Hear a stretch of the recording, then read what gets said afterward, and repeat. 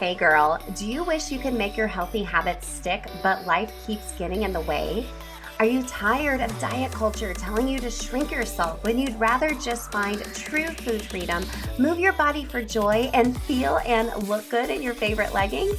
Then you're in the right place. Think of this as Atomic Habits for Women. Hey, I'm Emily Nichols, habit and fitness coach, millennial mom, and Taco Tuesday enthusiast.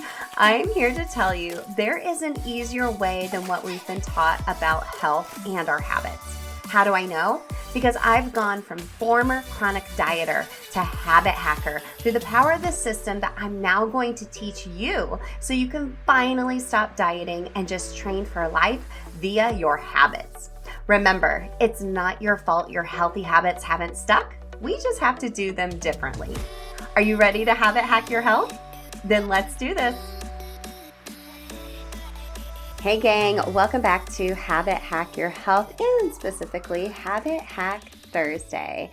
You know, I wanted to continue the conversation about body image that we had with our guest Allie earlier in this week and give you some mindset habit hacks today when it comes down to accepting your body and the goals you have for yourself when it comes to your fitness habits. And with the rollout of the new Training for Life app and providing more of a habit-based training method that will ultimately transform your body, but with flexibility with life, which by the way, I'll announce next week how you can get a free 7-day trial. I thought now would be a good time to have this conversation together because you'll notice inside of my app, I have testimonials. I don't have before and after pictures. I just don't. They're triggering for me, in all honesty, and I think they're very triggering for everyone else. And kind of what we talked about with Allie earlier in this week, we need to start on the internal versus starting with the external if we're going to love ourselves and the bodies that we're in whatever season of life that we're in. Now, I first want to say as we get into this conversation, it is okay to want to feel confident in your body. It is okay if you need to or want to lose weight, especially if it's going to lead to more life and health for you. Like, yes, please. But it's also okay to have some aesthetic goals. Like, I love training my shoulders and my backside. Like, give me deadlifts all day long because I like what it does for my body composition. But oftentimes we measure success from our workouts by the number on the scale or even our pant size, right? So I want to give you a few mindset hacks today to change the way you view your body aesthetic goals from working out. And that's really going to help you to stay motivated and keep things in perspective when it comes to your fitness programming, especially when you feel like you're not seeing the traditional results we often first look for. It's just even more reason why women have to do habits differently, just due to what diet culture has taught us. Now, we talk about this further on my private podcast, Atomic Habits for Women. So go grab it at bit.ly/Atomic Habits for Women, which is linked in the show notes. We break down what diet culture has taught us and how we can rewire our brains using my Atomic Habit Hacking System for women, not just with our fitness habits, but also our mindset and our food freedom habits. And P.S., I am updating that podcast within the next few weeks. This is my most popular free resource, and I update it annually to reflect my own learnings from my own journey, my clients, and as just society changes as well. So if you've already subscribed to that private podcast, take note, you'll be getting an email within the next few weeks when it's updated. Now, more so than anything, but when we're talking about our goals based off of our fitness habits, you first need to identify your habit identity when it comes to setting any goals for yourself. And again, especially with your fitness habits, who you are at your core or who you want to be, and how will your fitness habits help you do that? What you do every day, how can that help support who you want to be? Like Allie had said on our episode earlier this week, we just get too caught up in the external, the action, where there is a case for that to help you take action and build momentum, like starting the programming inside the Training for Life app. But starting from the inside with your actual habit identity, then ensuring those actions and habits, like if you're following my programming in the app, is to support who you want to be in your long-term success, that Training for Life mentality. So for me, for example, if this seems really big and like woo-woo, it's simple. For example, my habit identity is tied to movement because I know when I move my body, I feel more positive and confident about myself. I have more energy for my family, my clients, and it gives me the happy hormones that I crave and need at this season of my life. Okay, so first start with your habit identity. Ensure your habits are supporting that. But let's dig deeper into just 3 tips to help you change the way you view your aesthetic fitness goals. I think this is going to help you stay a little bit more consistent as well. Number 1, looking at your body composition versus just weight loss, like your actual weight, right? If you're following a progressive overload program like in the Training for Life app, you will start to notice your body changing. Like I mentioned, I love working shoulders and deadlifts. And I love them because when I work shoulders, I feel like my shoulders are popping. I'm like, gosh, I love the way my shoulders look in a tank top. And also, I always joke around in class. I'm like, we're sculpting our bodies out, right? This is changing the way our bodies look. If I have bulkier shoulders, it might make my waist look smaller, right? That's just changing your body composition. I love deadlifts because my backside, I'm not confident about that side of my body. And I'm like, if I have more muscle mass, maybe that'll help eliminate some of my cellulite and just help me feel a little bit more confident in myself. And also really strong because deadlifts are one of the exercises you can do where you can lift really heavy and just feel like a badass, to tell you the truth, right?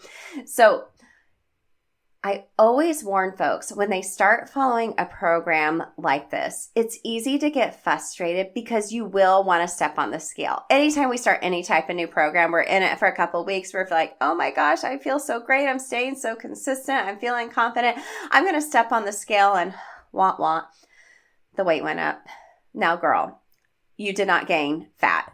I promise you. You more than likely have inflammation because you've been working hard, you've been increasing that weight over the past couple of weeks, and your muscle fibers literally break down, right? We're fatiguing them, and your body produces a lot of fluid retention or inflammation to help repair those muscles, building more muscle mass. So it's a good thing. So just literally like drink lots of water and try to flush it out. You did not gain fat, you are gaining muscle mass, which will ultimately burn away the fat, okay?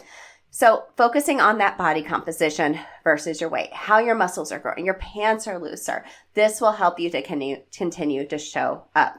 Okay. Next, I want you to focus on function, not just appearance. So instead of concentrating solely on how your body looks, prioritize what your body can do. Ooh, let me say that again. Instead of concentrating solely on how your body looks, prioritize what your body can do. So set goals that enhance your strength, your endurance, even your flexibility and mobility as well. Celebrate those achievements. Like, look at me lifting heavier weights. I completed a challenging workout. I was just finishing filming up one of my metabolic conditioning sessions. We do a finisher with a Metcon at the end of every strength training session just to further exhaust our muscles, but also just to produce those happy hormones. And I was just saying, if this is like your second or third time at whatever phase you're in and you're going through this section, like maybe you are able to get through this a little bit easier this time. Like, I love that. Or maybe it's mastering a new yoga pose, right? And getting more flexible. I love that. And this just really shifts your perspective and appreciate your body for its capabilities. And that will foster a sense of empowerment and confidence, right? This will be a lot more motivating just focusing on the aesthetic, right?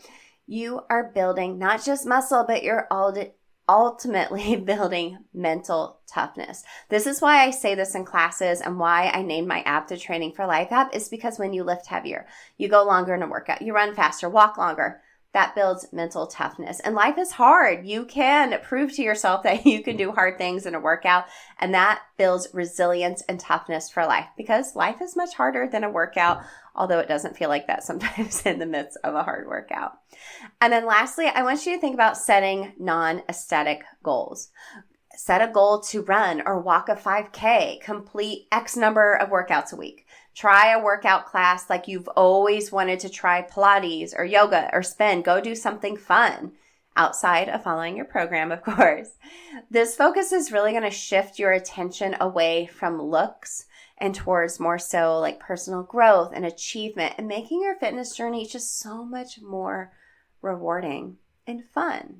Right? So let me go over those 3 tips again one more time. Look at your body composition versus your weight or weight loss. Number 2, focus on function, not just appearance. Not just concentrating solely on what your body looks like, but prioritize what your body can do. And then lastly, set non-aesthetic goals. Ultimately, looking at your fitness goals from this perspective will build confidence in your own body versus frustration based on the scale, and it will help you to keep going. I know it will. Consistency is always the biggest challenge I hear from you all, and if we shift this perspective, we will continue to train for life and feel confident while hitting our goals. And spoiler alert, you might lose some weight. You might build some muscle and feel and look good naked in the meantime, because you are feeling yourself now, girl. Like, I love it. That's more of an after effect, a result later on, but you can see it starting from the inside out. Now, I'll share more next week on how you can get a free 7-day free trial in the Training for Life app here on the podcast, Instagram, and in my newsletter. But in the meantime, let me know if this episode resonated with you. I am just so rooting for you, girlfriend. I'll see you on the next show. Hey girl, real quick before you go, if you are ready to take action in creating your own habit loops, then I want to invite you to take the 3-day Habit Loop Bootcamp email challenge. You'll learn how to create your own cue, routine, and reward from that Atomic Habits for Women philosophy that we've shared here on the show. And it's also available audio only too, so you can take it on the go while you're mom Ubering around town. Just go to bit.ly/habitloopbootcamp. It's linked in the show notes as well to start taking action now. And if you love the show, the biggest way you can support me and other mamas like you is to leave a quick written review so we can help more mamas stop dieting and start training for life via habit hacking. Love and appreciate you.